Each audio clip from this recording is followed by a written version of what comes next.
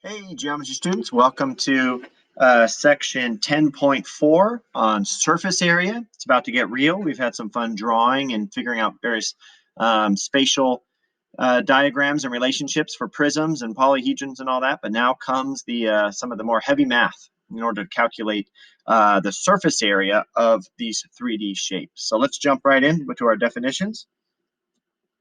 First, in calculating surface area, we want to know some of these terms. One is lateral face. So what is a lateral face? We've talked about faces being the flat surfaces of a like a prism or a 3D shape. Well, a lateral face is just any face that's not the base. So our lateral faces would be here, here, and then of course along the front. Okay, so those are all your lateral faces, and you're going to see that's key because when you calculate surface area, there's one form of calculating it using the lateral faces, and then you kind of separate the bases from that. And so then that's just our second term. It's a reminder. What is a base? The base is the congruent and parallel faces of a prism. So here, actually, let me undo my X's there. I can do that better than that.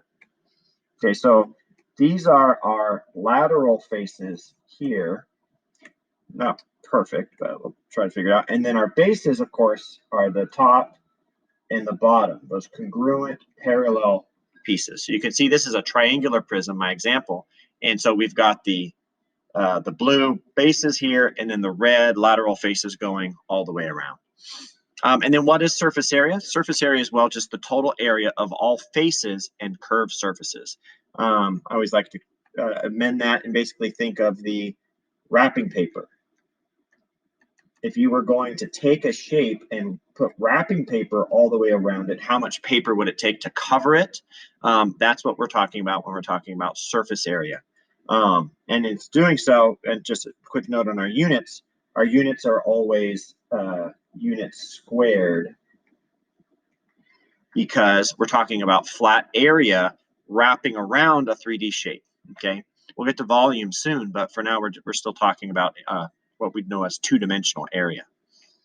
So we're going to look at how to calculate the surface area of two different types of shapes using the lateral faces and the bases. So the first is the surface area of a right prism.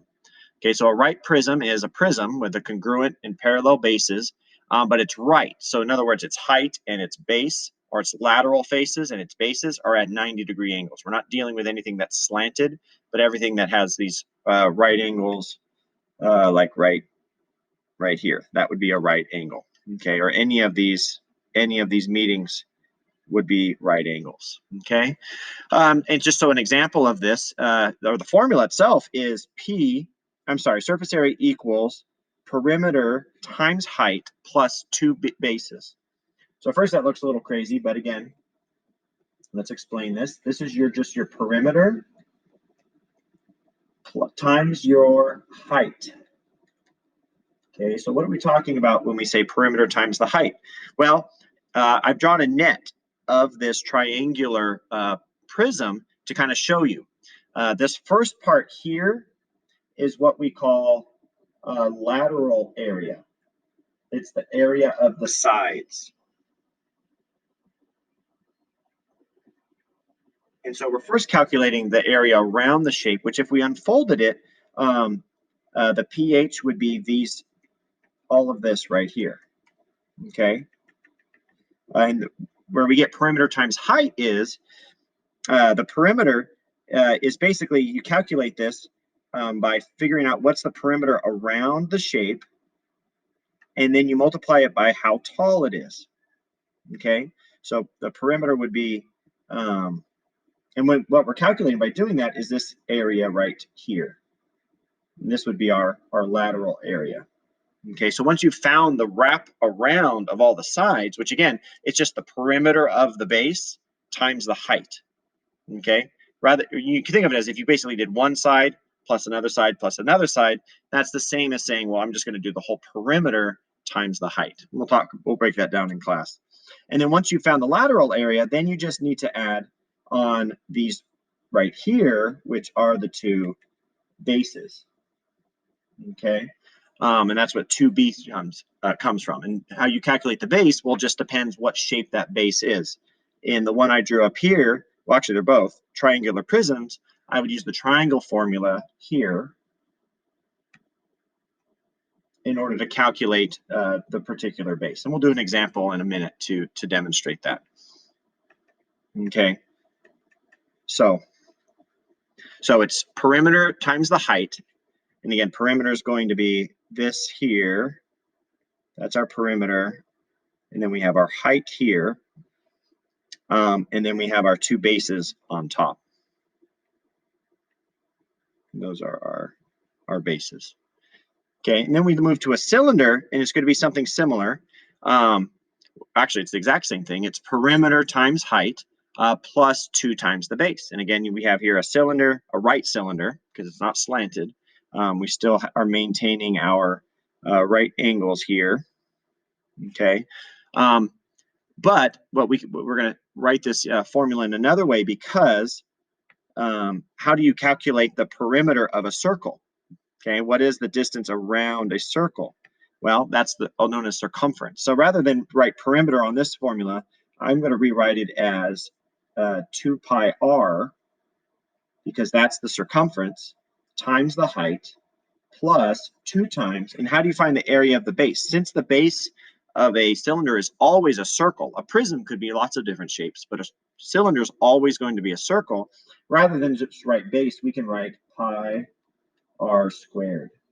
Okay, so for a cylinder, we can be more specific with this. The perimeter is found by 2 pi r, and the area is found by pi r squared.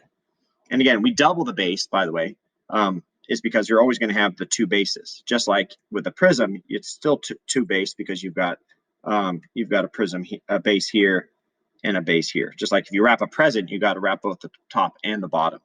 Okay, if you got to wrap the sides, that's your lateral area. Then you got to have wrapping paper for the top and wrapping paper for the bottom. And so the formula involves that perimeter and height to get the sides, and then 2 times the base, because you've got a top and a bottom. So let's actually try a couple of these and maybe make a little more sense of it. The first one is finding the surface area of a rectangular prism that has height 3 feet, 5 feet across, and 7 feet deep. So first, we're going to put our formula up here, where we have surface area equals perimeter times the height plus 2 times the base. Okay, so what's the perimeter of this prism? Again, we're talking about the bases, so the top or the bottom. So what is that perimeter? Well, it's 5 by 7 by 7 by 5. So that's 2 times 7. 2 times 7 plus 2 times 5. So that's going to be 24. So the perimeter is 24. Okay, because again, you're going 5, 7, and 5 again. Okay, so you get 24. What's the height? Well, the height's just 3 feet, so we can plug in a 3 there. All right, and then now, so that would basically take care of all of this, all the way around the shape. And now we need to add 2 bases. So 2 times, what's the area of the base? Well, it's just a rectangular area, so we can just do length times width, or 5 times 7. So I'll write that out. So, whoops, I forgot my eraser tool. So 2 times 5 times 7. Okay, so perimeter is 24 times the height 3 plus 2 bases, because you got to wrap the top and the bottom. So the area of the bottom is 5 times 7, and then we double that to account for top and bottom. So now we just crunch the numbers. 3 times 24 is 72, plus 2 times 5 is 10. 10 times 7 is 70. And then we add those together, and we get 142 feet. And again, squared, because this is length, this is 2-dimensional area. So it would take 142 square feet of wrapping paper to wrap whatever giant gift this is. Okay, let's try one as an example with a cylinder. So here we go. Let's write our formula. We've got a cylinder that's the diameter is 15 yards and the height is 12 yards. And so surface area equals perimeter times the height plus 2 of the bases. Okay, now because it's a cylinder, I'm going to go ahead and be specific. How do I find the perimeter of a circle? The distance around a circle is a circumference. So that's 2 pi r times the height plus 2 times the base. The base is a circle. Area of a circle is simply 2 pi r squared. Okay, so there's our formula. Now let's start plugging things in. 2 pi, what's the radius? Well, the diameter is 15. So our radius is 7.5.